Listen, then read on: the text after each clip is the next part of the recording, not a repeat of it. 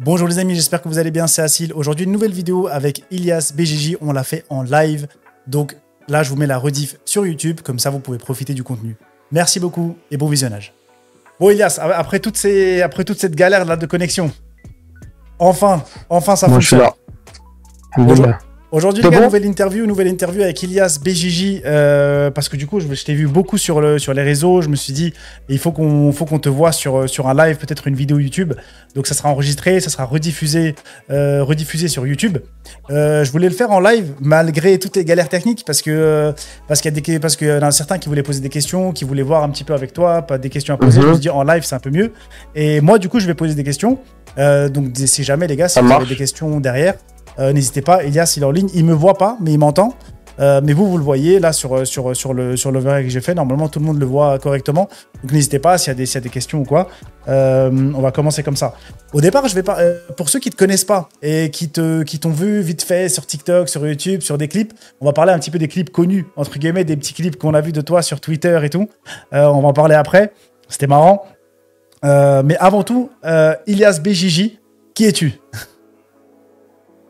Alors, moi, c'est Ilyes Boulaïf. Ilyes BJ, c'est mon pseudo, du coup. Ouais. Je suis athlète professionnel de jiu-jitsu brésilien. Ça à temps plein. Je fais des compétitions un peu partout dans le monde. Et à Ouais. côté, je partage, du coup, mes aventures sur les réseaux sociaux. Récemment, je me suis lancé dans l'organisation de ma propre compétition. Ouais. La première édition, c'était un succès. La deuxième édition, elle arrive dans 23 jours, Inch'Allah. Et voilà, par ça, je fais des stages aussi. Comme tu as dit, des petits clips, des petites vidéos, des trucs sur les réseaux sociaux. Ouais, on t'a vu sur les réseaux sociaux, il y avait des petits pranks, des trucs, on en parlera après. Mais c'est vrai qu'on t'a vu. Ah ouais, non, ça c'était un prank qu'on m'a fait, ça. Ouais. Mais oui, justement, ça, on va en parler après. Mais là, Tout le monde m'en parle toujours de cette vidéo. Ah, mais cette Ça vidéo, m'a jamais elle a vraiment beaucoup tourné. Et, Ouais. et c'est vrai que, bah, forcément, il y en a beaucoup qui l'ont vu. Il y en a beaucoup qui ont parlé. Donc, c'est vrai que là, je commence par les questions sérieuses. Mais après, on va passer sur les questions un peu plus réseaux sociaux. Qu'est-ce qui a fait que du coup, tu as commencé le JJB et pas un autre sport? Parce que je t'ai déjà vu sur d'autres vidéos, d'autres interviews où tu parlais d'autres choses. C'est ça, j'ai déjà fait un combat d'MMA, mais en gros, ça a commencé comme ça en fait. Moi, je suis de Bruxelles, pour ceux qui savent pas, et j'ai tout simplement tapé sur Google Bruxelles MMA. Je suis venu m'inscrire dans le club qui est ici, le Shox. Ouais. J'ai commencé à m'entraîner un peu dans toutes les disciplines. Je faisais de la boxe thaï, je faisais de la boxe anglaise, j'allais au grappling, j'allais au jiu-jitsu brésilien. Mais le sport avec lequel j'ai vraiment accroché, vu que quand je faisais du MMA aussi au sol, je me faisais un peu malmener, le sport avec lequel j'ai accroché, c'était le jiu-jitsu brésilien. J'avais une bonne entente avec le coach, j'avais un petit talent dans le sport. Le coach m'a directement poussé à faire de la compétition. Du coup, j'ai directement accroché et je me suis dit, let's go, je vais m'entraîner. Je vais délaisser le reste et je vais m'entraîner à fond que en jiu-jitsu brésilien. Quand JJB, parce qu'en fait. Jusqu'aujourd'hui, quoi. Ok, donc tu t'es rendu compte en gros que dans le MMA, t'avais ce côté sol que toi t'avais pas. Exactement. Moi, dans mon époque, étant plus jeune, j'ai fait de la boxe thaï. Du coup, j'avais des bases en pied-point. Donc, quand je venais m'entraîner ici, dans la salle, durant les cours de MMA, debout en pied-point, ça allait très bien. Mais en sol, je me faisais tourner dans tous les sens. Et Ouais. du coup, je me suis dit, je vais aller plus souvent en cours de JJB. Et en allant plus souvent en cours de JJB, j'ai remarqué qu'en fait, c'était le sport que j'aimais le plus. J'avais plus de plaisir à aller m'entraîner tous les jours quand je suis au brésilien, plutôt que de mélanger toutes les disciplines durant la semaine. Ouais, donc en gros, t'étais en gros un striker de base. Tu faisais du Exactement. pied-point et en fait, tu t'es rendu compte que quand on t'emmenait au sol, il y avait un problème. Exactement. En fait, je me suis rendu compte de la puissance du sol. En Ouais. fait, je me suis dit, en fait, le sol, c'est vraiment puissant. Un gars qui est très bon au sol, s'il veut amener le jeu à ce que ça se déroule au sol, ça se déroulera au sol. Je me suis dit, let's go, moi aussi, je vais suivre cette voie-là. Ouais, mais là justement, là, tu parlais, ouais, quand j'étais jeune et tout, mais t'es très jeune. Tu peux rappeler à tout le monde quel âge t'as? Ouais, non, là, j'ai 23 ans. T'as 23 ans, donc quand tu dis que t'étais jeune, t'avais quel âge? Ouais, moi, 18 ans, hein. Moi, j'ai commencé, Ouais. 18-19. À la fin de mes 18 ans, j'ai commencé ici au Shox. Ouais, donc sport de combat à 18 ans, MMA, t'as commencé tout de suite? Et Ouais, donc vers la fin de mes 18 ans, je suis directement venu ici, je faisais du MMA. Quand je faisais de la boxe, c'était plus jeune, c'est de mes 12 à mes 16 ans. C'est ma mère qui m'a emmené, je me rappelle. ok, et là en fait, ouais, c'est que vers 18-19 ans, t'as commencé le MMA. Et quand est-ce que tu t'es dit que franchement le JJB c'est mieux? Enfin, c'est mieux. Il te le faut? Directement, hein, après 2-3 mois d'entraînement. Hein. j'ai fait 2-3 mois de jiu-jitsu brésilien et me rappelle, mon prof m'avait directement inscrit à une compétition ici en Belgique, sauf que c'était le confinement qui est tombé et ma compétition elle était annulée. Moi j'ai commencé en janvier 2020 et en mars le confinement avait débuté. Donc j'avais fait janvier, février, je me suis entraîné. Même février, je me rappelle, je séchais l'école, genre j'étais à l'autre école, j'allais pas au cours pour venir le matin ici m'entraîner. Je me donnais à fond. J'allais faire ma première compétition en mars, c'était la Flanders en 2020 et elle a été annulée, c'était le confinement, on devait être à la maison. Pas de jiu-jitsu. Je me rappelle, j'étais très mince à cette époque-là, mais à la maison, je faisais de la muscu. Quand j'étais revenu, j'avais une bonne force physique. Je faisais beaucoup de poids du corps durant le confinement. Ok, ouais. Merci beaucoup les gars, merci beaucoup Maxou, bienvenue les frérots, bienvenue à Théo, bienvenue à tout le monde. N'hésitez pas si vous avez des questions, là on est dans la partie 1, tout ce qui est du coup le début d'Ilias au JJB et sa découverte avec le sport. T'as Théo qui pose une question par rapport aux ceintures au JJB, mais je reviendrai juste après. Je voulais du coup te dire que est-ce que tu as été influencé par des influenceurs JJB, par des sportifs? Bien sûr. Non, pas des influenceurs JJB. Désolé d'avoir coupé. Non, mais c'est plutôt par le monde du MMA. Hein. Ouais. On regardait à l'époque le combat Khabib Nurmagomedov versus Conor McGregor. Ouais. Moi, de base, le jiu-jitsu, je connaissais même pas. Moi, c'est vraiment le MMA qui m'intéressait. Je voulais vraiment faire des combats de MMA. Je voulais vraiment faire des compétitions de MMA. C'est ça qui m'intéressait. Mais justement, en venant m'entrer en MMA, c'est là où j'ai créé de l'amour pour le jiu-jitsu brésilien. Ok, c'est là où tu t'es rendu compte quand t'as vu Khabib. Exactement. Et j'ai fait beaucoup de compétitions de jiu-jitsu brésilien. Ouais. Et ensuite, je suis revenu, j'ai fait une compétition de MMA, mais où j'ai démontré que du jiu-jitsu brésilien. Ok, ouais. Est-ce que tu étais bon tout de suite ou t'as vu que c'était. En jiu-jitsu brésilien, j'étais bon tout de suite. Au sol? Ouais, franchement, au sol, j'étais bon tout de suite. Après une semaine, 2 semaines, 1 mois, 2 mois d'entraînement, j'avais directement Après l'instinct, mais genre, je savais comment utiliser mon corps. Genre, mon professeur me disait directement. Tu connais les techniques, juste avec l'instinct, je faisais des combats et j'arrivais à rivaliser avec des gars qui s'entraînaient depuis 1 an déjà dans la salle, tu vois. J'étais une ceinture blanche qui a directement évolué. Ouais, justement, là, on en reviendra aussi parce que là, il y a GTO qui a une question, encore une, par rapport à du côté un peu privé. Mais il faut que je reste sur le début. Tout ce qui est JJB, tu dis que tu t'es inscrit au MMA et qu'en fait, tu as vu qu'il y avait des gens qui t'emmenaient au sol et ça se passait, entre guillemets, un peu mal pour toi. C'est là où tu t'es mis au sol. Et là, je rebondis. Exactement. Voilà, je vais rebondir du coup sur cette question-là. Est-ce que le JJB t'a déjà servi à toi dans une situation tendue ou potentiellement, tu sais, dans la vie de tous les jours? Parce qu'il y en a beaucoup qui veulent faire du sport pour se défendre entre guillemets dans la rue. Et tu parles en dehors du sport. Voilà, exactement, en dehors du sport. Parce qu'il y en a qui font, tu sais, ils font du self-défense, ils font un peu de boxe, ils font. Moi, quand je reçois ce genre de questions sur des messages, j'ai toujours, les gars, si vous commencez un sport de combat, le but c'est pas pour pouvoir l'exercer dehors, en gros, tu vois. Le but c'est vraiment d'exceller dans ce sport-là et de venir le faire à l'entraînement et en compétition s'il faut.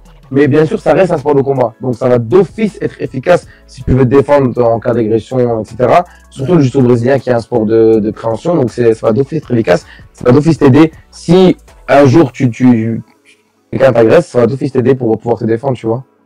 Ouais, donc forcément, en fait, ça c'est un truc qui te sert. J'ai Elias qui rigole dans le chat parce que je pense qu'il pense à la même vidéo que moi. T'as eu, pour rigoler un petit peu, t'as eu une petite altercation là, dans un train ou dans un TGV.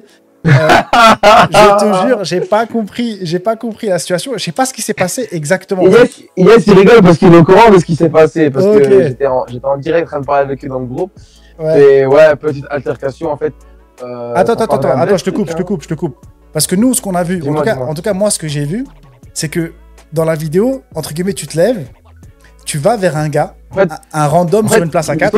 L'histoire, elle est complètement, elle est beaucoup plus longue que ça. Mais justement. Parce qu'au début, moi, je prends mon téléphone et je fais un tweet. Et je dis, ouais, les gars, il y a un mec dans le train, il m'a insulté. Et il me dit, en fait, parce que moi, j'ai mis le son de mon téléphone fort sans faire exprès. Tu vois, en fait, dès que j'ai mon téléphone, le son, il sort fort d'un coup, tu vois. Ouais. Moi, genre, j'ai pas calculé, tu vois, j'étais dans le truc, j'ai scrollé sur, je pense, Insta Reels ou quoi. Et le mec, il me dit, hey! Je dis, ah, désolé, monsieur, directement, j'ai diminué. Il me dit, hey, sale clown, 10 minutes au son, etc.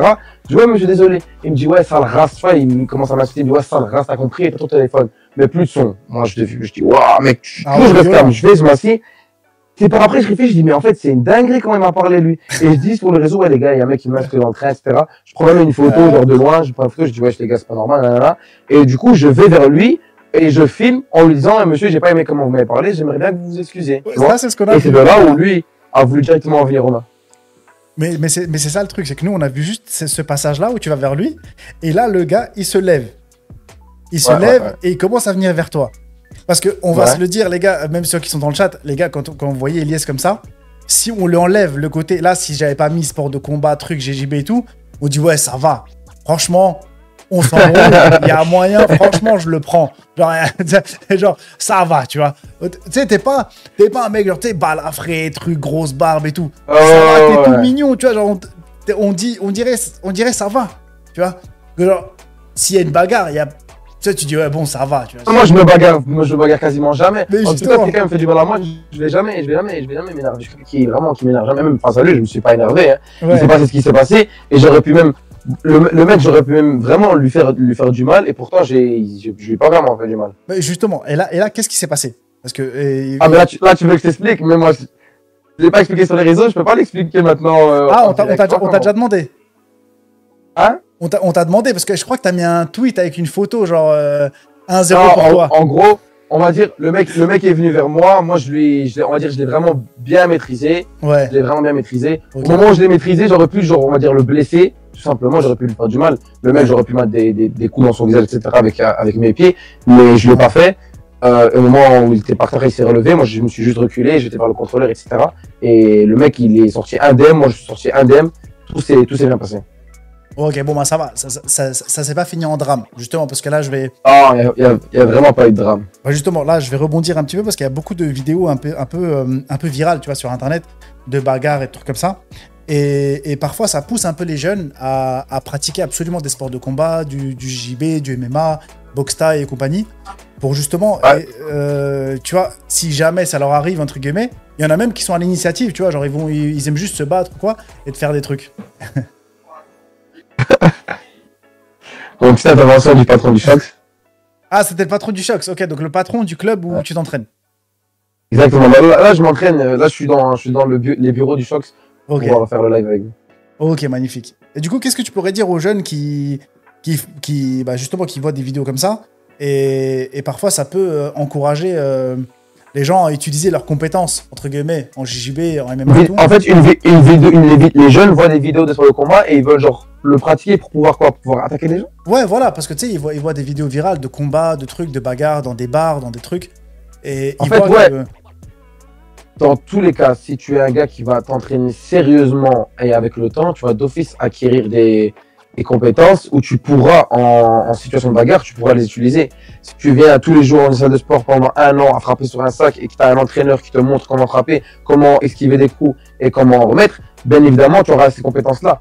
En fait, justement, les gens, s'ils viennent à la salle de sport et qu'ils sont pas réguliers, ils s'entraînent 3 par semaine, puis ils s'arrêtent 1 mois, 2 mois, et puis ils reviennent, ils vont pas acquérir vraiment cette compétence-là, et c'est souvent ces gens-là qui vont aller chercher des bagarres.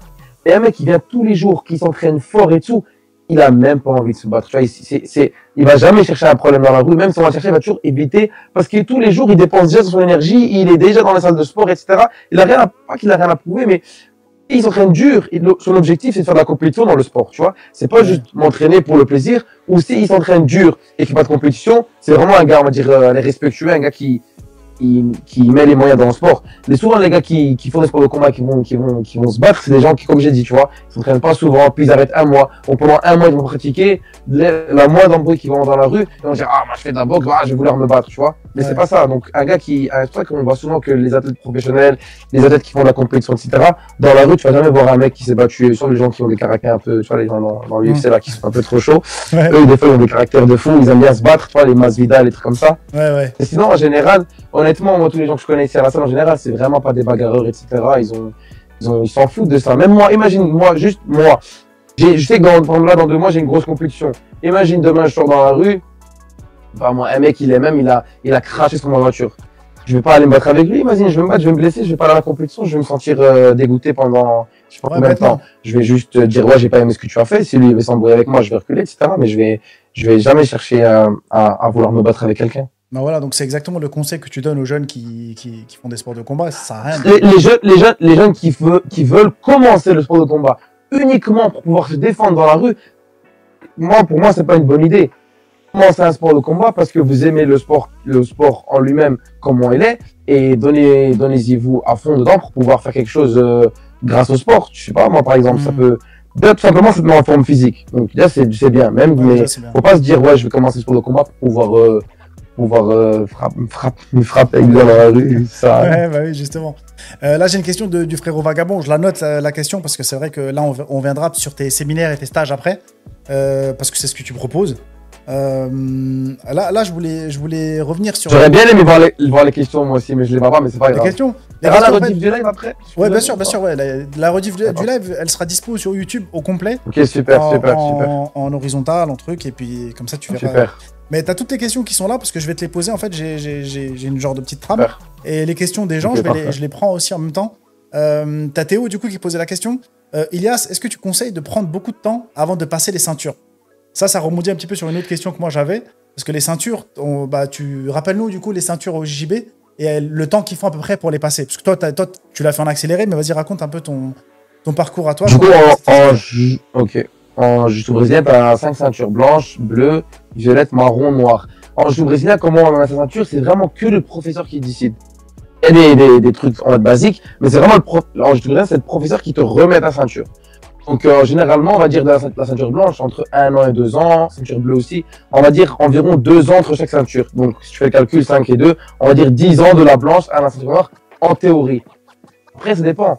Si tu as une ceinture blanche et que tu te donnes directement à fond à la tâche et que tu t'entraînes tous les jours ou 5 fois par semaine, ceinture blanche, tu peux la passer en 1 an. Si tu as un gars qui a déjà un background, je sais pas, bref, tu un mec qui a fait pendant 15 ans du crossfit, tu es en grosse forme physique, tu arrives au jiu-jitsu brésilien, tu peux faire 8 mois en ceinture blanche, même 9 mois en ceinture blanche et déjà passer ceinture bleue. Si tu fais des compétitions et que tu bats tous tes adversaires en ceinture blanche, tu es fort, tu peux passer rapidement. Ceinture bleue aussi, c'est différent. Si t'as un mec qui fait la compétition à haut niveau, entre la ceinture blanche et la ceinture bleue, c'est deux mondes complètement différents. Vraiment, dans la ceinture bleue, tu peux trouver des mecs qui ont un niveau limite. Les ceintures bleues compétiteurs, ils battent les ceintures noires dans leur club. Donc, des fois, la ceinture bleue, un mec qui est compétiteur, il peut rester un peu plus longtemps. Il peut faire 2 ans et demi, voire 3 ans, parce qu'il s'entraîne dur, pour pouvoir aller chercher des gros résultats dans les grosses compétitions. Et ensuite, il passe à la violette, et il espère, en violette, continuer à faire des gros résultats. Donc, tu as une grosse différence de ceinture entre un compétiteur et un loisir. Et un mec qui vient juste du jiu-jitsu pour être en forme physique, passer du bon moment avec ses partenaires, apprendre la première technique, apprendre le sport, etc. Lui, c'est le format basique. Un mec qui vient 3 par semaine, il fait 2 ans sa blanche, il prend sa bleue, il fait 2 ans en bleu, il prend sa violette, il fait 2 ans en violette, il prend sa marron, il fait 2 ans marron, il prend sa noire. Tu vois, le parcours classique. Ouais. Mais comme je dis, c'est toujours le professeur qui décide. Donc, l'élève, il va parler avec son professeur. Le professeur, on établit ensemble les objectifs. Le professeur, il fait des passages de grade. Donc, tous les professeurs dans tous les clubs, ils font des passages de grade. Ils passent la ceinture à leur élève. Et c'est eux qui surveillent leur élève. Ils voient comment il vient à l'entraînement. Ils voient comment il progresse. Ils voient son niveau. Et lui, il l'examine et il décide quand il passe la ceinture. Tu vois? Okay. C'est vraiment le professeur qui décide. C'est pas comme au judo. Il n'y a pas de test à passer. Au judo brésilien, il n'y a pas de test à passer. Il n'y a pas de prérequis. Genre, tu peux faire, je sais pas, tu peux faire 2 ans blanches comme tu peux faire 4 ans. C'est le mec qui vient une fois par c'est vraiment l'entraînement, il va reprendre sa ceinture après 2 ans, tu vois. Ok, ouais. Aussi un système de régularité Attends juste 2 secondes. Ta caméra, voilà, c'est bon, attends. Ta caméra, t'as peut-être eu un petit truc de connexion. Du coup, non, je sais pas. Ça va? Ok. Non, tu disais du coup pour les ceintures, et c'est vrai que pour la ceinture, il y a aussi des petites barrettes. Exactement. Ça dépend des coachs, hein. Moi, par exemple, quand j'ai passé ma ceinture bleue, j'ai même pas eu de barrette sur ma ceinture blanche, tu vois. Mais les barrettes, c'est plus un système pour féliciter, pour encourager et dire tu es sur le chemin pour la bleue, tu vois. Okay. Si tu viens de t'entraîner pendant 6 mois régulièrement, on va donner une barrette, tu vois, pour te dire ok, t'es là, continue à t'entraîner comme ça, continue à progresser, on peut aussi te faire passer. Et c'est aussi pour avoir une idée, quand on fait les sparring, un mec qui vient d'arriver, il peut avoir une idée du niveau d'adversaire, tu vois. Si tout le monde est blanche, tu peux être blanche depuis 1 an comme tu peux être blanche depuis 1 semaine. C'est pas que les barrettes, c'est aussi pour reconnaître, ah ok, lui c'est une ceinture blanche, mais il a 4 barrettes. C'est une ceinture blanche qui pratique depuis longtemps, il a un certain niveau, tu vois. Ok, ouais, je vois. Parce que il y a vraiment, comme ce que tu as dit, c'est un peu dans les deux sens. Tu as des mecs, entre guillemets, qui prennent une barrette tous les 3, 4, 5 mois. Tu sais, objectivement, tu as le coach qui, justement pour encourager, il donne automatiquement des barrettes. Donc forcément... Et des clubs, les barrettes, c'est vraiment juste pour encourager et pour te dire, voilà, continue à venir à l'entraînement, tu es sur le bon chemin. Ah mais justement, parce que des fois t'as des gens, ils aiment bien avoir leur barrette. T'as des gars, ils viennent au passage de grade, des fois. Et puis après, ils s'entraînent pas pendant 1 mois, 2 mois. Après, ils reviennent un petit peu. Ouais, exactement. Tac, ils reviennent, passage de grade. Mais il vient faire le passage de grade, tu es obligé de lui donner au moins une barrette. Tu vois? Donc ça veut dire, il y a des gars, des fois, aussi, ils sont bleus, violettes. Mais, entre guillemets, c'est un peu des fraudes. Des fraudes comment? En mode ils n'ont pas le niveau. Ils n'ont pas le niveau. Ça veut dire qu'ils n'ont pas du tout le niveau violette. Et pourtant, avec le temps que moi, je suis pas de cet avis-là. Hein. Moi, je suis pas de cet avis-là. Moi, je dirais jamais qu'une ceinture est une fraude. Genre, même si un mec est violette et qu'à l'entraînement, il y a des ceintures blanches qui peuvent être plus forts que lui, c'est pas une fraude. C'est juste que le mec a un parcours de vie différent. Je sais pas, parce que le mec à côté, il fait beaucoup plus de choses. Tu vois, tu peux avoir une ceinture blanche qui vient à l'entraînement tous les jours. Le gars, il est étudiant, il a du temps, il a aucune responsabilité. Ouais. Tu peux avoir une ceinture violette qui pratique depuis 5 ans, il mérite sa violette. Il a fait ses 2 ans en blanche, il venait à l'entraînement. Il a fait ses 2 ans en bleu, il venait à l'entraînement. Mais il s'entraîne 2 fois par semaine parce qu'il a une famille à nourrir, il doit aller travailler. Il a pas le temps de s'entraîner à fond. Donc, tu vois, c'est pas une fraude. Il mérite sa ceinture. C'est juste que chacun a son niveau et chacun a son parcours à son propre parcours propre. Mais les gens qui disent ouais lui c'est une fraude ou nana, moi j'aime vraiment pas ça. Ok, ouais, justement, c'est ça que là où je voulais dire parce qu'Elias il me dit ouais Assil bientôt blue belt. Mais les gars, c'est même pas moi je suis une blue belt parce que moi comme beaucoup de pratiquants JJB, on a un peu le syndrome de l'imposteur. C'est-à-dire que tu sais, des fois, moi, j'ai raté des entraînements, comme tu as dit, la famille et tout, je suis devenu papa, etc. et tout. Et donc, c'est vrai que j'ai mis du temps, entre guillemets, à passer ma ceinture. Merci beaucoup. Et c'est vrai que, en fait, moi, des fois, il y en a qui m'ont dit, ouais, t'inquiète, fais passage de grade et tout, tu vas passer bleu. Et je dis, les gars, franchement, j'ai l'impression, je la mérite pas. Et du coup, j'ai pas envie de la passer. C'est pas toi qui décides. Ouais. Si ton entraîneur, il estime que tu as le niveau et que tu as le mérite pour passer ta ceinture bleue, t'as même pas à décider, c'est lui qui te la donne. Parce que ce système-là, toi, tu vas même pas te casser la tête. Tu peux pas refuser une ceinture, tu vois. À la limite, moi, les gens qui refusent une ceinture, c'est parce qu'ils veulent faire une grosse compétition à côté. Je sais pas, quelqu'un a une ceinture blanche, mais bon, on était en novembre, là, je sais pas, les Europes, ils sont passés. Ouais. Mais ton prof, en novembre, il va donner la bleue, tu dis non, attends, 2 mois, histoire que je fasse mon championnat d'Europe encore en ceinture blanche, et puis tu me donnes la bleue. Ça, c'est un exemple pour retarder ces ceintures. Mais t'as aussi l'inverse. Je connais des clubs où les élèves, ils veulent passer, ils ont le niveau, mais le professeur, il dit non, je ne passe pas la ceinture bleue, tant que tu n'as pas fait ça, tu vois. Ok, les clubs, ils te disent, tant que tu gagnes pas ce titre-là, moi, je te passe pas de grade. Ça existe aussi. Donc, en gros, justement, tout ce qui est cette histoire de ceinture. Chaque club a ses règles et chaque club, il y a un truc en général que tout le monde suit, mais après, chaque club a ses propres règlements et ses propres façons de faire. Du coup, justement, voilà, là, je rebondis du coup sur la question de Théo tout à l'heure. La ceinture n'a rien à voir avec le niveau, entre guillemets. C'est-à-dire que c'est une sorte de progression. Ça a à voir. Ouais. À voir. La ceinture, ça a à voir avec le niveau, mais ça n'a pas complètement à voir. Ok. Parce que c'est ça à voir, tu vois. Tu peux être sûr que si un mec est ceinture noire en jiu-jitsu brésilien, il sait ce qu'il fait, tu vois. Ouais, non, c'est pas un gars qui. Mais tu peux avoir des gars juste qui ont un gros niveau, malgré leur ceinture qui est supérieure. Parce qu'ils donnent des moyens pour avoir ce gros niveau-là, tu vois. Bah justement, là, Elias qui est dans le chat qui disait ça, lui, typiquement, c'est une ceinture bleue, mais ressenti ceinture violette, tu vois. Quand tu combats contre lui, je vois ce que tu veux dire. Quand tu vois ce qu'il fait, après, il a le côté judo et tout, mais tu vois bleu, mais en fait... Parce que Elias, c'est un gars qui s'entraîne depuis longtemps, avant de faire du jiu-jitsu brésilien, il faisait du judo.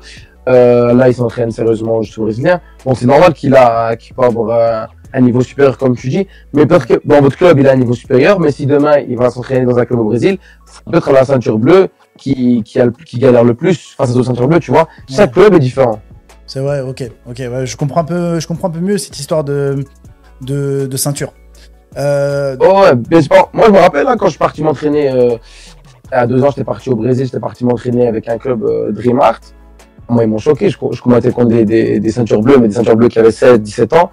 Ah, ils me faisaient des trucs spéciaux. Hein. Ouais. Ils me faisaient des techniques. Okay, tu vois, ça veut rien dire. Tout le monde a son niveau. Il n'y a pas de fraude. C'est juste, comme je dis, il faut toujours faire confiance à son professeur. Et normalement, ça devrait bien se passer. Ok, ça marche. Cette partie-là, c'est bon. Là, on va enchaîner sur la partie entraînement et discipline. Comment toi, tu t'entraînes? Ok. Pour que les gens ils comprennent au JJB, comment il faut s'entraîner, comment toi tu fais. Peut-être ça va aider les autres à peut-être, entre guillemets, s'inspirer. En fait, moi, je peux dire comment ça doit être fait. Je ne peux pas dire comment moi je le fais, mais je peux dire comment ça doit être fait. Comment ça doit être fait, ça dépend quels sont ses objectifs. Si tu veux faire de la compétition, pour moi, il faut s'entraîner tous les jours. Tu vois?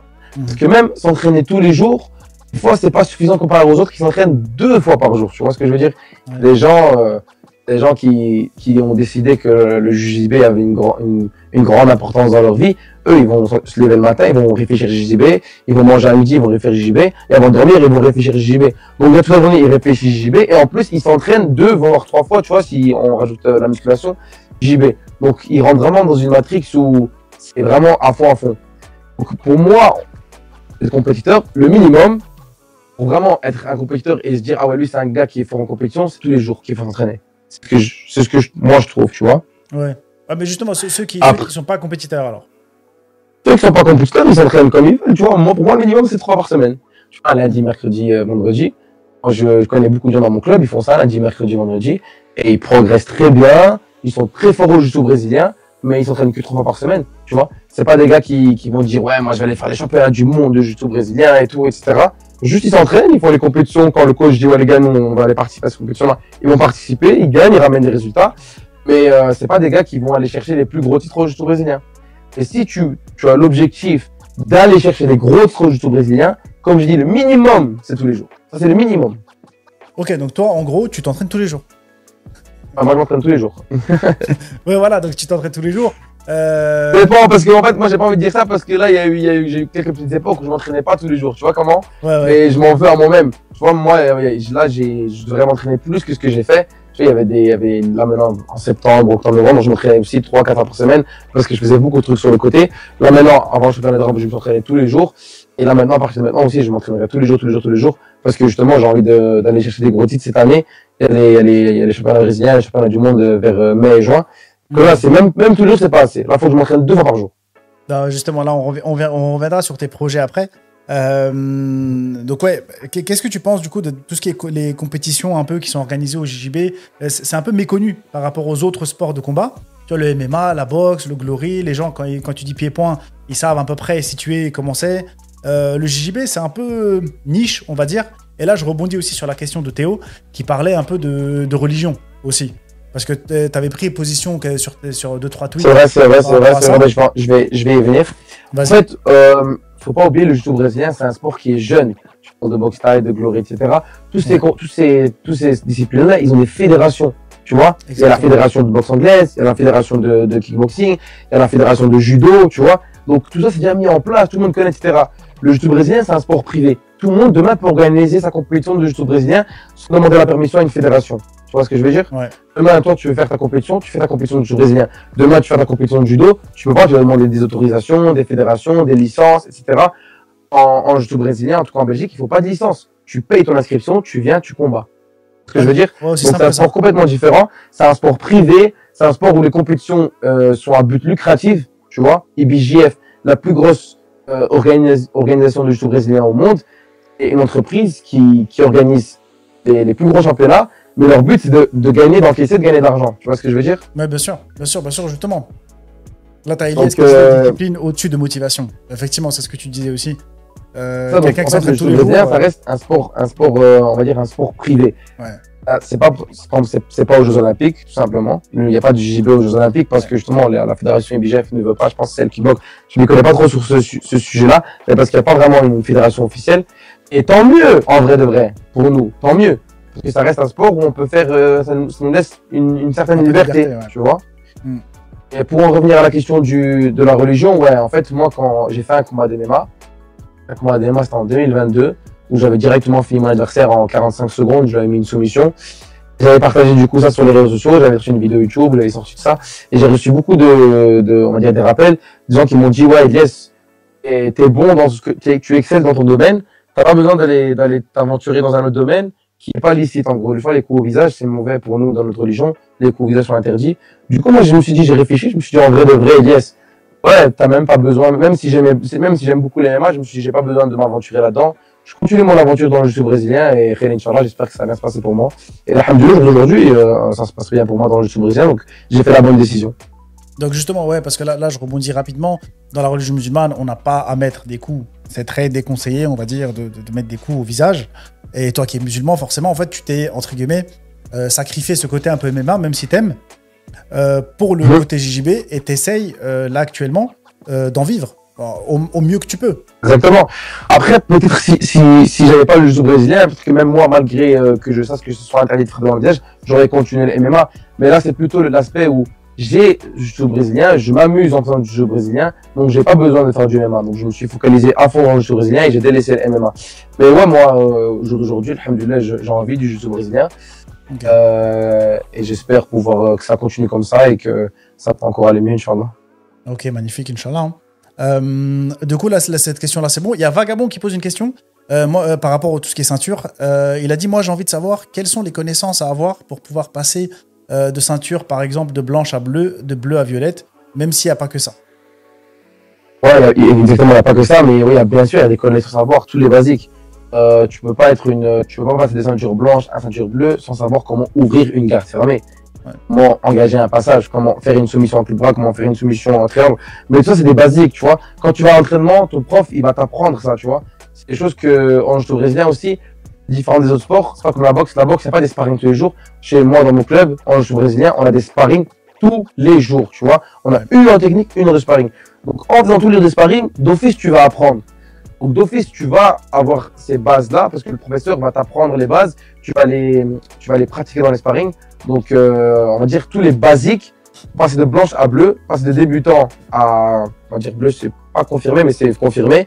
Tu dois connaître tous les basiques. Donc, tout ce qui est passage de garde, renversement, connaître des soumissions, savoir comment sortir des soumissions, etc. Tout ça, c'est un pack que tu dois avoir pour passer de blanche à bleu. De bleu à violet, c'est différent. C'est peaufiner ses techniques, vraiment trouver son jeu à soi. Et exceller dans son jeu, tu vois, savoir comment gagner un combat, savoir comment échapper de toutes les positions quasiment, et voilà. Je suis pas coach, tu vois, moi je suis pratiquant, mais en tout cas, justement, pour rappel, toi t'es ceinture violette. Et comme ça là, mon frère Vosges, les gars, pour ceux qui viennent d'arriver, on est en live avec Ilias Bijiji, qui est du coup pratiquant de JJB, influenceur, on va dire, JJB en France. Et c'est vrai que c'est... Belgique et France. Belgique et France, francophone alors on va dire. Francophone, exactement. Du coup, moi c'est vrai que moi je te suivais, je regardais sur Twitter et tout. Donc je me suis dit, bon bah voilà, c'est pour ça qu'aujourd'hui il est en live avec nous. On arrive sur le point de tout ce qui est, parce qu'il y en a pas mal qui subissent malheureusement ça, c'est tout ce qui est blessure. Parce que en tant que sportif, tu dois faire face à ça. Et les blessures, ça te met entre guillemets, des gros coups d'arrêt parfois. Dans ton avancée, que ce soit compétiteur, pas compétiteur, amateur, ce que tu veux. Honnêtement, pour moi, c'est ça. Hein. Honnêtement, pour moi, les blessures, c'est la plus grosse galère dans les sports de combat. Moi-même, j'ai eu des blessures. Ouais. Alhamdoulilah, j'ai jamais vraiment une très très grosse blessure. J'ai eu des grosses blessures, mais jamais des blessures où on va vraiment faire une opération, etc. J'ai eu les genoux, j'ai eu l'avant-bras, j'ai eu les poignets. J'ai eu une fracture au pied. J'ai été en plâtre, etc. Mais j'ai toujours continué l'entraînement malgré la blessure. Mais là, mon corps, il n'est pas totalement rétabli. Il y a toujours des micro-blessures partout. Mais ça me permet quand même de continuer à pratiquer. En fait, le jiu-jitsu brésilien, c'est comme ça. Hein. Je peux parler avec n'importe quel pratiquant de jiu-jitsu brésilien. Il aura toujours des douleurs un peu partout dans son corps. Et c'est obligé. C'est un sport de contact, c'est un sport de combat. C'est un sport qui est dur. Donc, d'office, tu vas avoir des blessures. C'est inévitable. Bah justement, on va dire c'est un peu moins dur que les sports où il y a du contact, il y a de l'impact. Mais il y a quand même des blessures. Non, justement, hein, je suis pas d'accord. Hein. Ouais. Je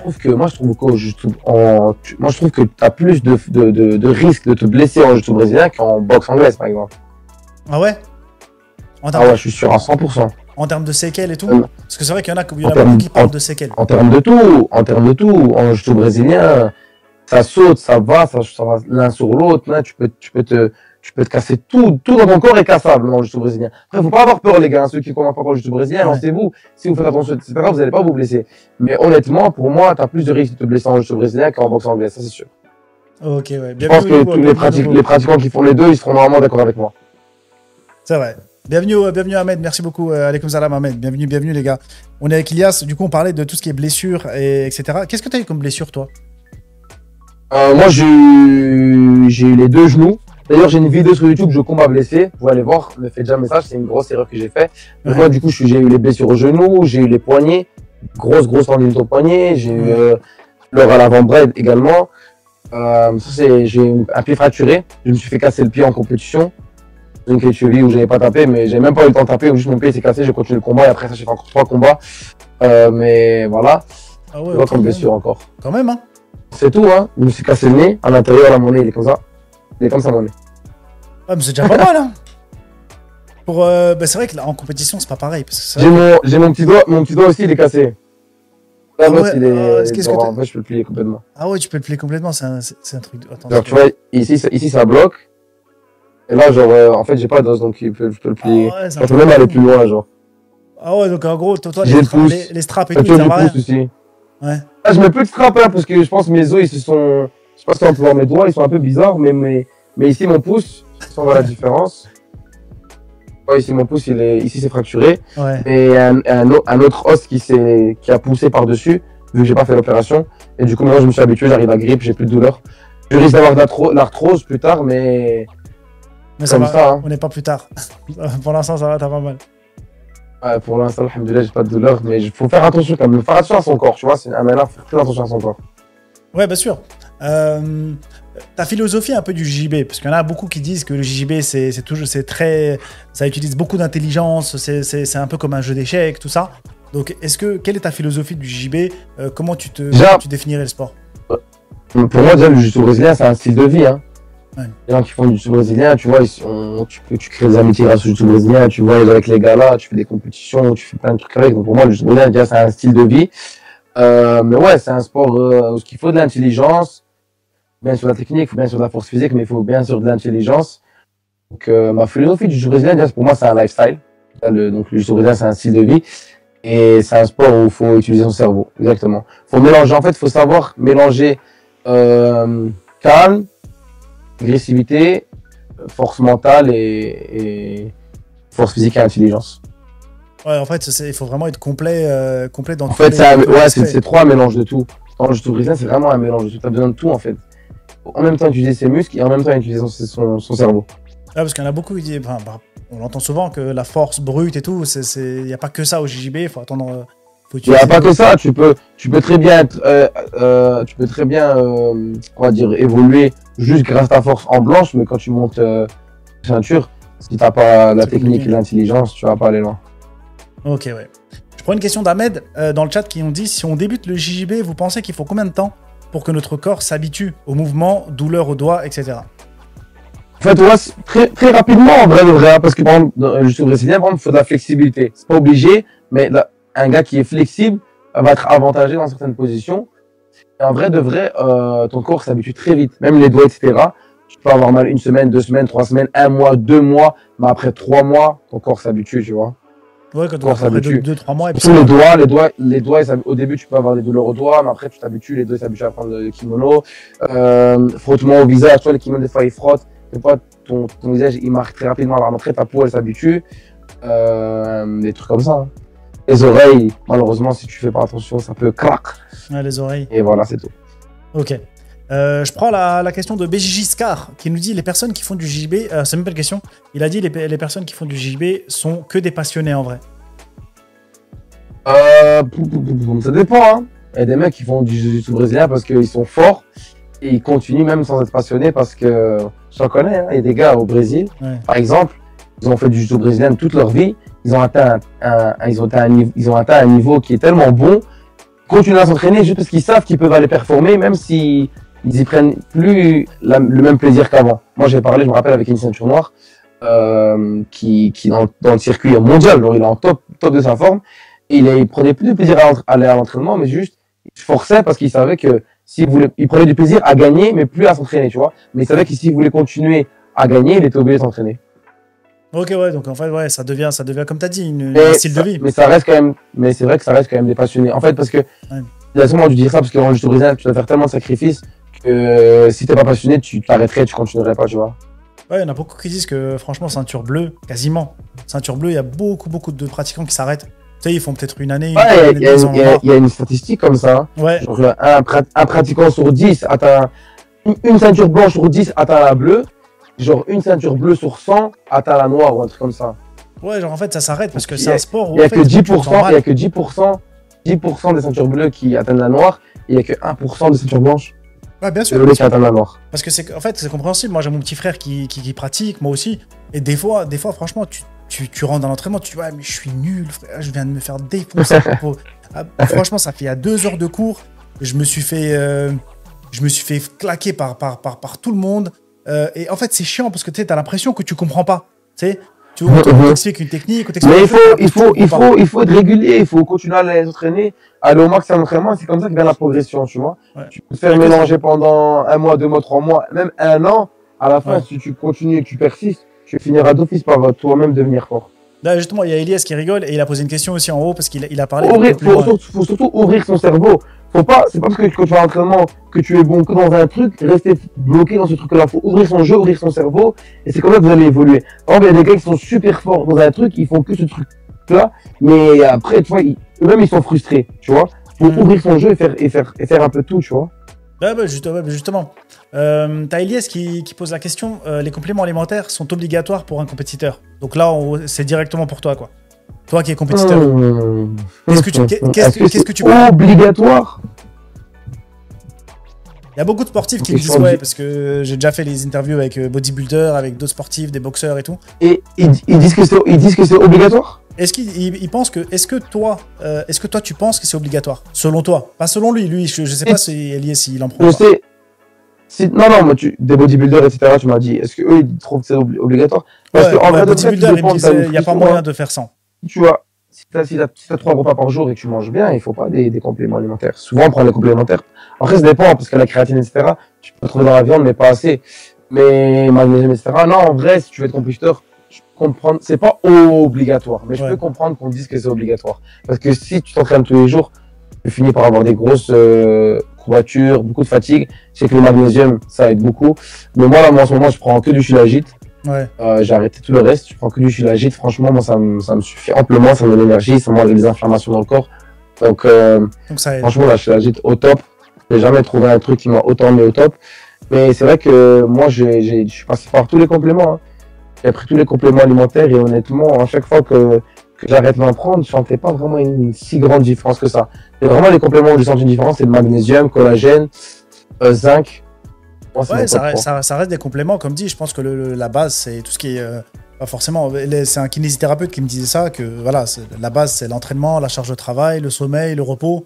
Après, le reste. Ça, en fait, si tu même en fait, juste si tu manges bien, vraiment si tu manges bien, genre. Quand je prépare une compétition, je préviens ma mère, etc. Elle me fait tous les bons repas, un midi, un le soir. Et quand je mange bien, franchement, je sens différent directement dans mon corps parce que j'ai tous les nutriments qu'il faut, tu vois, j'ai tout le fer qu'il faut, j'ai assez de protéines, j'ai assez de lipides, j'ai tout ce qu'il faut, tu vois, donc je suis en forme physique. Merci beaucoup les gars, les nouveaux. Il y en a un qui pose la question, est-ce que ça sera en replay? Bien sûr les gars, ça sera en replay sur ma chaîne YouTube.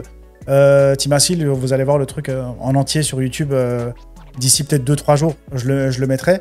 J'avais une question sur tout ce qui est musculation. Est-ce que toi, tu pratiques la musculation et toi à côté en complément du JJB?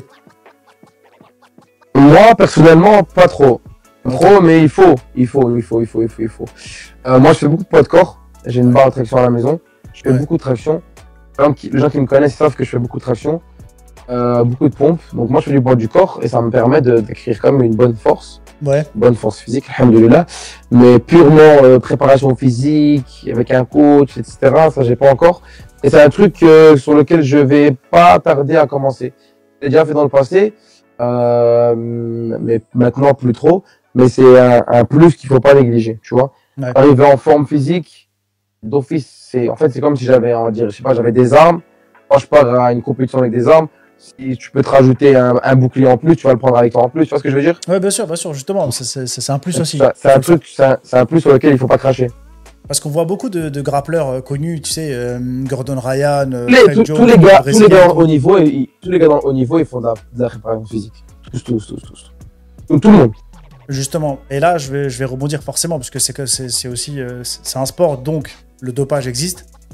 Il y en a qui ont dit... Ah oui, bien sûr. Voilà, surtout dans le jiu-jitsu brésilien. Voilà, il y en a qui ont dit un truc, c'est que une ceinture bleue qui se charge, ça devient une ceinture violette. Ceinture violette? Ouais. Tu sautes d'une ceinture violette quand t'es chargé. Ouais. Honnêtement, je sais pas. Je pense pas, ça veut rien dire ça. Je sais pas parce que une ceinture bleue, c'est pas juste parce que tu te charges que t'as un niveau ceinture violette. Non, mais Moi, tu je suis pas seras d'accord mieux avec ça. physiquement, tu seras plus puissant, tu vas faire plus mal, tu vas te déplacer peut-être plus vite, tu vas te fatiguer moins vite. En termes de force pure, ta saisie, elle sera pas pareille. Tu vois, quand tu vas contrôler ou faire un ramassement de jambes, tu auras beaucoup plus de puissance, tout ça, tout ça. C'est pour ça qu'il te disait qu'au ressenti, malheureusement, quand tu prends des produits, et c'est pour ça qu'à haut niveau, il y en avait un Brésilien en tête, je crois que c'est un mec qui s'appelle Galvao. Et physiquement, Ouais. il était exceptionnel. C'est-à-dire qu'il avait un physique exceptionnel, il était musclé de façon vraiment exceptionnelle. Honnêtement, ça, c'est un sujet que je m'y connais pas assez bien. Moi, Ouais. quand je parle avec avec les gars, etc., ils me disent, ouais, tous là, ils prennent des produits, ils sont chargés, etc. Moi, je sais pas, honnêtement, je laisse toujours le bénéfice du doute. Ouais.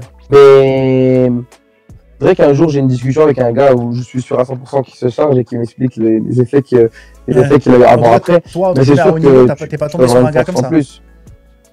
Toi, à haut niveau, toi, vu que toi, tu coupais. Moi, j'ai souvent déjà combattu contre des gars chargés et je les ai battus. Donc, c'est pour ça que je me dis, y a pas en fait, si t'as pas le niveau technique qui suit, ton produit, là, tes testostérone, ils vont servir à rien. Ok, ouais. Ok, pour toi, c'est C'est ce que je veux dire. Ouais, bien sûr. Les mecs qu'on voit exceller, ils éclatent tout. On dit, ouais, mais lui, il est chargé. Oui, il est chargé, mais il est aussi extrêmement fort. Ouais, c'est ça aussi. C'est ce que je veux dire. Gordon Ryan, par exemple.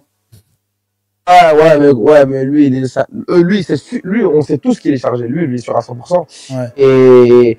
Mais je pense, c'est pas parce qu'il est chargé qu'il est aussi fort. Tu vois ce que je veux dire? Ouais. Il est déjà boosté. C'est comme Miguel Galvao. Miguel Galvao, honnêtement, je pense qu'il est chargé. Ouais. Mais quand tu disais Galvao, moi, c'était un autre gars. C'est un autre gars qui avait combattu. Ouais, tu disais? Quand il était ceinture bleue, il était pas chargé, il était déjà autant fort, tu vois. Ouais, non, ouais, bien sûr. Ça, c'est des gens qui ont commencé hyper jeunes, donc c'est sûr que automatiquement ils sont forts. Donc en plus, quand ils chargent, en plus, quand ils vont dans des grosses compétitions, comme tu as dit, ils s'entraînent 1 fois, 2 fois par jour. En vrai, le vrai truc où tu te dis, où le fait de se charger sur quelque chose, c'est comme tu as dit tout à l'heure, de ne pas se fatiguer vite, tu vois, d'être en forme, d'être boosté comme ça. Ouais. Enchaîner les combats, t'es au max de ton cardio. Punaise, ça doit être bien. Hein. J'aimerais bien être au max de mon cardio dans chaque combat, tu vois. T'es tenté ou quoi? Parce que là, on était au championnat d'Europe et j'étais avec un pote justement et mon pote disait, ouais, lui il est chargé. Je dis, frérot, gars, il vient de finir le combat, il est tout fatigué, tu penses vraiment qu'il est chargé, lui? Ouais. Parce que les gars qui finissent le combat et qui sont, tu vois, ils sont encore en forme pour enchaîner la deuxième. Lui, tu te dis, ouais, bizarre, lui, en vérité, lui, il doit avoir quelque chose. Il doit avoir quelque chose en plus, ouais. Il y a une question d'Ahmed qui nous la pose. Selon vous, c'est quoi un bon poids? Je fais un peu moins de 65 kilos, 19 ans, mais ça me désavantage trop au sol. Non, il n'y a pas de poids à avoir dans le jiu-jitsu, il y a toutes les catégories. Il donne pas sa taille, malheureusement. Ahmed, si tu peux nous donner ta taille. De moins 57 kilos, mais en fait, il n'y a pas de taille il n'y a pas de prérequis de taille et de poids, en fait. Tu vois comment? Ça n'existe pas, ça. Tu fais le poids que tu fais. Du moment que tu es en bonne santé et en bonne forme physique, tu peux me faire 55 kilos et tu seras bien. Hein. Il y a des gars, ils sont champions du monde du jiu-jitsu brésilien en moins de 57,5 kilos. C'est pas parce qu'ils font 57 kilos qu'ils sont pas des athlètes, etc. Tout ce que je veux dire. Ouais, bien sûr. Non, je pense que les mecs qui se posent la question. Je dois faire 80 kilos, je dois être musclé si je vais être bon au jiu-jitsu. Pas du tout. Tu peux faire 60 kilos et battre des gars qui sont beaucoup plus grands que toi et beaucoup plus forts que toi, juste parce que t'as une meilleure intelligence et une meilleure technique en jiu-jitsu brésilien, tu vois. Faut savoir utiliser sa force à bon escient. Je pense que la question qu'il posait, il dit en fait qu'il fait 1m75 pour 65 kilos. Et en fait, je pense que son problème, c'est que j'imagine qu'à l'entraînement, quand il combat contre des mecs qui font 80-90, je pense que comme nous tous, enfin comme moi en tout cas, il doit se faire défoncer. Ah, mais faut pas qu'il combatte trop. C'est pas son niveau. S'il est ceinture blanche, commence par combattre avec les mecs qui font ton poids. Ouais, voilà. Okay. C'est ça l'idée. Chez nous au club, il n'y a pas de ça. Tu vois, le coach, il va pas laisser un mec qui fait 60 kilos combattre avec un mec qui fait 90 kilos. Il n'y a aucun but. Si les deux sont débutants, tu vois. Même en sparring facile. Enfin, facile. En sparring sans compétition, sans enjeu. C'est ça. Si tu as atteint un certain niveau et que tu sais comment utiliser ton corps et tu sais comment faire pour pas te blesser malgré que tu tournes avec des gens plus lourds, là, ok.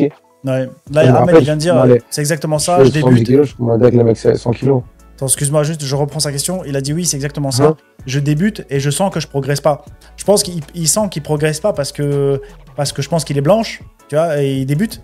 Et vu qu'il tourne avec des gars beaucoup plus lourds, il a l'impression de pouvoir rien faire, tu vois. Donc, ton conseil, là, est-ce qu'il y a des gars du même poids que lui dans son club? Voilà, c'est ça. Ahmed, est-ce qu'il s'il y a des gars de ton poids dans ton club, tu dois tourner uniquement avec eux pour pouvoir justement te débrouiller et ne pas avoir ce désavantage. Pourquoi tu vas t'aventurer avec des gars qui font 30 kilos plus que toi? Parce que déjà, tu es désavantagé parce que tu es débutant. Si en plus tu commences à tourner avec des gars qui font 80-90 kilos, ça va être compliqué pour toi, c'est sûr.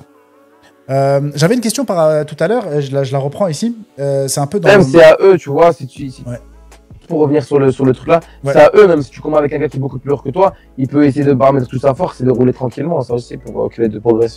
Ouais, après. Ça va d'être un gars qui est plus léger que toi. Ouais, c'est sûr, ça c'est une autre question. Là, dans la catégorie éducation et transmission, moi je me suis dit, est-ce que tu pourrais, toi par exemple, apprendre des choses aux gens? Est-ce que tu as prévu, parce que je sais que tu as fait une plateforme sur internet où tu apprends des choses et tu apprends des techniques. Qu'est-ce que c'est cette plateforme et c'est quoi ton but avec ça? Ouais, moi j'ai une formation de jiu-jitsu brésilien. Voilà, une formation incroyable. À chaque fois que je la vois, je suis choqué. Dans cette formation-là, je veux montrer toutes les techniques basiques et également toutes les techniques, mes techniques à moi préférées et que j'utilise en compétition et que je trouve le plus efficace en compétition.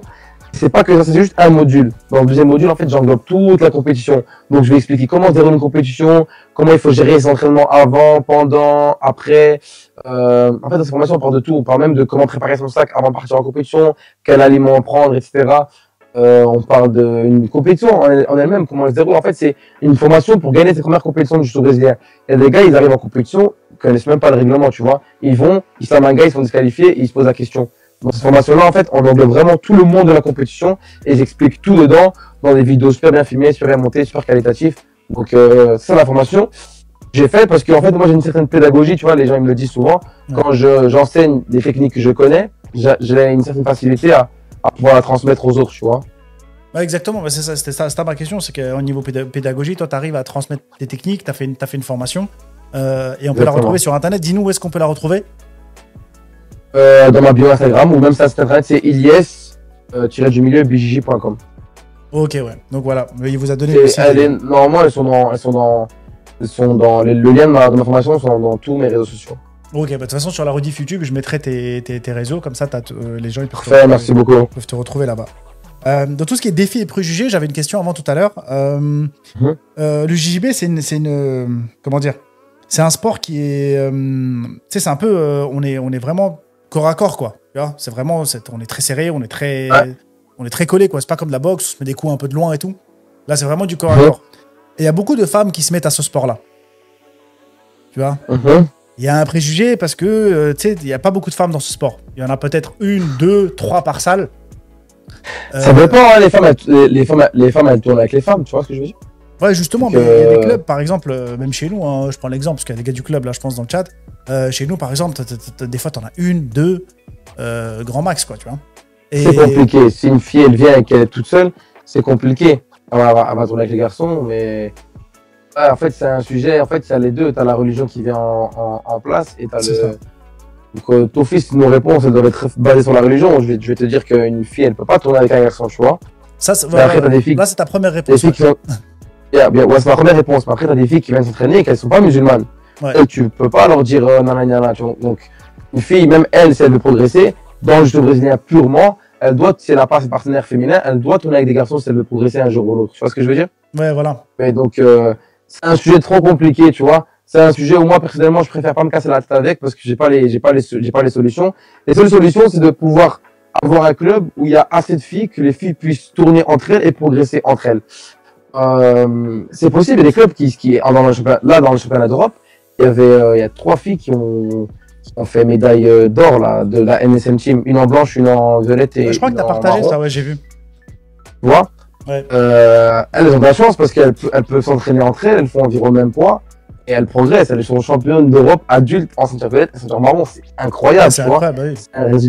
C'est un résultat trop incroyable. Moi, quand j'ai vu ça, j'étais trop genre, waouh, tu vois, bravo, tu vois. Ouais, bien sûr. Donc, moi, je connais pas le club, j'ai jamais été m'entraîner là-bas, mais je pense que sûrement elles doivent tourner entre elles, tu vois, s'entraîner entre elles. Donc, elles ont les partenaires, les partenaires qu'il faut. Mais t'as des clubs, c'est vrai, parce qu'une fille ne peut pas avoir assez de partenaires et compliqué. Hein. Donc pour l'instant, pour les femmes, c'est un peu compliqué. C'est vrai que voilà, c'est un préjugé entre guillemets parce que t'as beaucoup d'hommes. Voilà, on tourne pas tourner avec les femmes. En vrai de vrai, personnellement, les gens qui vont s'entraîner, genre les gens qui vont s'entraîner dans le jiu-jitsu brésilien, ils vont jamais avoir d'arrière-pensée dans le système où je suis avec une fille. Ça non. Juste dans ce point-là, je pense pas qu'il y a les mecs quand ils sont dans le monde du jiu-jitsu brésilien, ils pensent que le jiu-jitsu brésilien et ils combattent en mode jiu-jitsu brésilien. Tu vois ce que je veux dire? Ouais. Mais comme je t'ai dit, il y a le point religieux qui vient en compte, c'est tout. Ok, ouais, c'est sûr qu'une fois que tu as mis la religion là-dedans, de toute façon, c'est mort. Même quand tu mets pas la religion là-dedans, il y a beaucoup de filles qui ont dit sur Internet, je me suis renseigné un peu, que comme quoi, en gros, elles venaient au cours, tu vois, de JJB, 1 mois, 2 mois, 3 mois. Et après, bah, elle voyait soit le coach, soit le truc, tu sais, essayer de les draguer. Ça. Voilà, c'est vrai que ça existe, hein. Voilà, non, mais elle le disait, c'est des témoignages, donc c'est pour ça que je remets ça entre guillemets dans cette vidéo-là. C'est sûr que ça existe, mais voilà, malheureusement, pas tout le monde est tout beau, tout rose, hein. Les gens sont... ils aiment bien aller draguer leur partenaire. Pour moi, c'est pas ça, hein. Je trouve ça pas ça. Je trouve que normalement, il ne devrait pas y avoir ça, tu vois. C'est un monde de sport, donc on reste dans le sport. Après, si les deux, ils s'aiment bien, c'est leur problème, tu vois. Si c'est ça, ça va. Ouais. Mais si la fille, elle sent qu'elle n'est pas d'accord et qu'elle se fait dragouiller à gauche à droite, ça craint. Elle doit directement le dire. Et là, tu m'as dit le coach, c'est encore pire si c'est le coach. Là, c'est... Ouais, parce qu'après, elle peut plus demander de conseils, il y a plus personne, le coach, il vient pas aider, machin, donc tu vois, elle arrête sa pratique d'office, tu vois. En fait, moi, personnellement, je pense pas qu'il y a beaucoup de clubs, c'est comme ça. Là, tu parles souvent des trucs qui se passent en Amérique, tu vois. Mais ouais, c'était un témoignage en France, par contre, il était en français sur Twitter, le témoignage, mais voilà, c'est sûr que des fois, ça peut arriver. Et malheureusement, pour l'instant, entre guillemets, comme tu as dit, il n'y a pas assez de filles qui pratiquent. Il faudrait plus de filles qui pratiquent, comme ça, il y a des classes, les clubs, ils sont pas contents. Ça va, ouais, des clubs, des cours ladies only. Je sais qu'en Belgique, il y a un club qui fait des cours ladies only. Chez nous, à Horta, c'est un club, je connais pas trop s'il y a beaucoup de filles, mais je sais qu'il c'est un cours ladies only. À l'époque, nous, dans le club, on avait un cours aussi ladies only. Après, la coach, elle a eu des enfants, etc. Donc, elle est un peu moins présente. Ouais. Mais pour revenir au truc des femmes, par exemple, aux Émirats Arabes Unis, t'as des tatamis avec 40 femmes sur le tatami, tu vois. Justement. Elles sont super, et elles sont super fortes, et elles s'entraînent que entre elles. T'as même et elles s'entraînent avec leur rôle, etc. Il y en a même une qui est passée ceinture noire il y a pas longtemps, alors qu'elle s'entraîne ça j'avais vu, elle est passée ceinture noire, etc. Mais je sais que là-bas, parce que faut pas oublier, le jiu-jitsu brésilien commence à devenir un sport national là-bas, hein, aux Émirats Arabes Unis. Ouais. Et là-bas, si t'es une femme, là-bas, tu peux bien entraîner. Bah justement, là, en gros, en France, il n'y a pas assez de femmes. Mais parce que nous, en fait, là, c'est pas parce que nous, les musulmans, tu vois. C'est pour ça que je te parle de cette façon-là. Ouais. Mais les gens qui sont pas musulmans, eux, ils s'en foutent, tu vois, ils s'entraînent entre eux. Ouais. Et je vais pas dire ils ont raison, mais genre, ils arrivent à progresser comme ça. Et c'est leur truc, tu vois. Moi, je vais toujours dire ça parce que je prends ma religion en premier instant. Donc, c'est pour ça que c'est difficile de répondre à ta question. Parce que moi, je vais toujours mettre la religion en avant. Mais d'office, une femme, si elle veut progresser, elle le peut. Elle peut le faire, tu vois ce que je veux dire? Ouais, bien sûr, non, mais là, vraiment, hors religion, les femmes, des fois, ça leur arrive, même hors religion, voilà, t'as des gars qui viennent draguer, machin et tout. Donc, c'est sûr que s'il y avait plus de femmes qui s'entraînaient, là, malheureusement, c'est un peu niche en France, parce qu'il n'y a pas assez de femmes qui s'entraînent, surtout dans les petits clubs. Peut-être qu'à Paris, il y a plus de femmes, je sais pas. Mais en tout cas, dans les petits clubs, il n'y a pas assez de femmes voilà, pour faire un cours femmes uniquement. Parce que tu sais, tu mobilises un professeur, si c'est pour 2-3 filles, c'est compliqué de faire une classe, tu vois. Honnêtement, moi, je ne connais pas trop bien les clubs en France pour pouvoir te répondre à ça. En tout cas, ça reste un sport pour femmes aussi. Les femmes peuvent pratiquer. C'est vrai, j'ai eu la question dans le chat, c'est pour ça que les femmes, elles peuvent pratiquer, bien sûr. Voilà. Il y a des détracteurs dans les sports de combat. Là, c'est l'un des derniers points. Les détracteurs. C'est quoi des détracteurs? Des détracteurs en français, c'est des gens qui aiment pas les sports de combat. Et leur premier argument, c'est que ça favorise le combat. Ça veut dire que ça favorise la violence, ça favorise les gens qui se battent, et ça met trop en avant la violence. Parce que ils disent que, en gros, quelqu'un qui regarde par exemple l'UFC Paris ou un truc comme ça, à l'école ou au collège ou quoi, il est tenté de se dire bah viens je teste, viens je me bats, histoire de moi aussi d'avoir la sensation. Et ça c'est leur principal argument sur internet, c'est que ça met en avant la violence. Tu sais que je peux comprendre, hein. Ouais. En vrai, parce que là t'as touché l'exemple de l'UFC. L'UFC c'est violent, tu vois ce que je veux dire? Oui, bien sûr. Et donc l'UFC je peux comprendre. En tout cas, pour revenir à ma discipline, le jiu-jitsu brésilien, ça non. Ça va. Là, les détraqueurs ou les détracteurs, je sais pas comment ça s'appelle. Détracteurs, ouais. Détracteurs. Les détracteurs, ils peuvent rien dire. Au jiu-jitsu brésilien, t'as pas de coup direct. Ouais, c'est ça. Tu vois? Ouais. Pas de coup direct, et c'est un sport où on peut soumettre. Mais la soumission, on l'arrête directement dès qu'il y a un tapage ou même un verbal tap. Donc même si je sais pas, moi je te mets une clé de bras, tu me dis aïe, ou stop, je lâche directement. Tu vois ce que je veux dire? Ouais, bien sûr. Donc, en gros, pas un sport qu'on peut qualifier comme violent. Violent, mais pas violent. Je pense que tu vois ce que je veux dire. Ouais, bien sûr, bien sûr. Justement, c'est pas, ouais. C'est violent, mais c'est pas agressif. Pas un sport comme les MMA où tu vas venir donner une pêche dans la tête de l'autre, tu vois ce que je veux dire? Ouais, exactement. Donc dans le jiu-jitsu brésilien, les détracteurs, on les cancel directement. Ouais. Après, dans les sports de combat comme le MMA, malheureusement, je peux les comprendre. Ça reste un sport, mais ça reste un sport trop violent. Donc compliqué. En fait, c'est compliqué parce que tu vois, c'est un sport que même moi j'aime bien, je le suis, etc. Même si c'est un sport qui est mauvais. Moi, je dis toujours aux gens. Aujourd'hui, chez nous, on a un championnat de Belgique de boxe anglaise. Moi, je leur dis, ouais, les gars, arrêtez, c'est un mauvais sport, faites du jiu-jitsu brésilien. Mais par contre, quand le championnat est là, on est les premiers à les voir, à les regarder et ça nous donne du plaisir à regarder les sports de combat. Tu vois ce que je veux dire? Ouais. Donc, c'est un sujet très, très difficile. Ok. Dernier point, ambition et avenir. Forcément, là, t'as lancé une compétition. Je l'ai dit, tu as des formations. Donc, parlons un peu de tout ce que tu fais pour le JJB, tout ce qui va arriver et comment on peut te suivre et qu'est-ce qui se passe. Aujourd'hui, j'ai vu que tu as sorti un vlog. Mais déjà, là, donc moi, j'ai commencé les réseaux sociaux en postant des vidéos sur YouTube. Ouais. Les vidéos sur YouTube ont beaucoup vu et à chaque fois que je croise des gens, ils m'en parlent parce que les vidéos YouTube moi, je reçois souvent beaucoup de messages des gens qui me disent « Ouais, Ilyes, j'ai commencé le jiu-jitsu grâce à toi. Toi, j'ai vu une vidéo, j'ai kiffé. Je me suis renseigné, je me suis inscrit. » Tu vois, moi, ça fait il y a 2 ans, 3 ans, 2 ans que je fais des vidéos. Donc, il y a des gars, ils pratiquent depuis 1 an et demi déjà. Ils ont commencé grâce à moi, mais en découvrant mes vidéos, ils ont commencé le jiu-jitsu brésilien, tu vois. Ouais, bien sûr. Donc ça, c'est incroyable. C'est déjà trop une fierté. Ça me fait trop plaisir. Donc, ouais, moi, je partage des vidéos sur YouTube. Je continue à partager des vidéos sur YouTube. Je suis sur tous les réseaux sociaux. Hein. Je partage des vidéos sur Instagram, sur Twitter, sur TikTok, partout. Et voilà, en même temps, je suis compétiteur. Je fais des compétitions. Mon plus gros titre, c'est que j'ai gagné le championnat brésilien, Nogi. Ouais, ça, je l'ai vu. En ceinture T'as bleue. gagné, j'ai vu sur internet, 64 médailles. On est à la recherche de d'autres titres. Justement, j'ai vu sur internet, t'as gagné 64 médailles en 7 ans. En 4 ans. Plus. Elle n'a pas été mise à jour, ce truc. Ah ouais? J'ai gagné plus. À combien t'es maintenant? En fait, moi, je pense même que c'est un record du monde ce que j'ai fait. Parce que moi, de septembre 2022 à décembre 2022, j'ai participé à... Non, l'année 2022, j'ai participé à 20 compétitions et j'ai fait 21 médailles d'or. J'ai fait plus, j'aurais des compétitions, je faisais double médaille d'or et j'ai fait plus de, je partais en compétition en gros tous les week-ends. De septembre à décembre, je partais en compétition tous les week-ends. Et je faisais même une compétition le samedi, une compétition le dimanche. Je me rappelle, je partais le samedi, je partais en Hollande et le dimanche, je partais en Allemagne, je faisais 2 compétitions. En un week-end, j'ai fait 4 médailles d'or. Ah ouais, non, mais charbon de ouf, félicitations. Ah ouais, moi à l'époque, j'étais un détraqué, moi j'allais. Mais là, les prochains, qu'est-ce qu'on peut te souhaiter pour le prochain? Parce que là, t'as ta compétition qui arrive.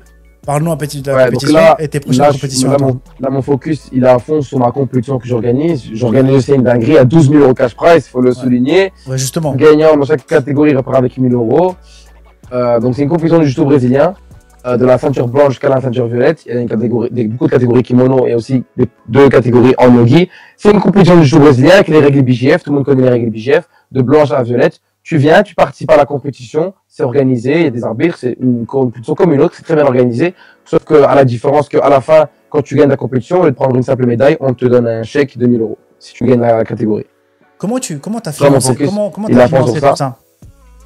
Parce que là, 12 € de gain, est-ce que les gens ils payent pour participer? Comment ça se passe? Oui, bien sûr, il faut payer l'inscription pour participer. Et c'est combien alors? Parce qu'il y en a qui... Là, Ilyes, il a dit on va venir en équipe, Inch'Allah. Ah, magnifique. Là, c'est 100 € l'inscription pour participer à la compétition. Ok, donc c'est comme ça que tu finances? C'est comme ça que je finance. Et même comme, ouais, c'est comme ça que je finance en soi, c'est comme ça. Ok, t'as des sponsors, des trucs? Est-ce qu'on peut te... Ouais, j'ai des sponsors. Ouais, bien sûr, j'ai des sponsors. J'ai la Filagite, Maïfilaya. Ok. J'ai mon code promo ILIESBJ qui nous enlève 10%. Et j'ai mon sponsor de kimono aussi, Grande Force, ILIESJJ10 pour mon code promo. Okay. Et les équipements, pour moi, en Europe, c'est les meilleurs équipements de kimono pour avoir la qualité rapport-prix, tu vois. Avec mon code promo, le kimono, il revient à 67,50 €. Et c'est une très très bonne qualité. Donc c'est Grande Force pour avoir de la force. Et voilà. Bah justement, tu m'enverras tout ça par mail, comme ça on les met. Les gars, c'était Ilyes BJ. je te passerai les informations. Merci beaucoup. En tout cas, on a galéré au début pour se connecter, les gars. J'espère que. Ouais, mais voilà. j'espère qu'ils ont kiffé le live. Moi, pour se dire la vérité, là, j'ai que mon écran en moi, j'ai rien vu, mais j'espère non, que justement, je vais mettre le live sur YouTube parce que c'est vrai qu'il y en a qui étaient sur TikTok, sur Twitch et tout, vu que ça a galéré un petit peu aujourd'hui. Il sera en bonne qualité, monté et tout sur YouTube avec tous les liens. Comme ça, tu m'envoies tout par mail. Le kimono, la compétition, le truc, voilà. Parfait. Tu mets tout, comme ça, je te mettrai tout sur YouTube. Et venez me suivre sur Instagram. C'est là où je partage mes compétitions. Parce que là, moi, je commence ma préparation aussi. Je vais combattre au Pan America fin mars. Ouais. Durant le Ramadan, donc ça va être. Tu fais une compétition pendant le Ramadan? Inch'Allah, ça va le faire. Ouais, je fais une très grosse compétition durant le Ramadan. C'est un des 4 plus grands championnats du jiu-jitsu brésilien au monde.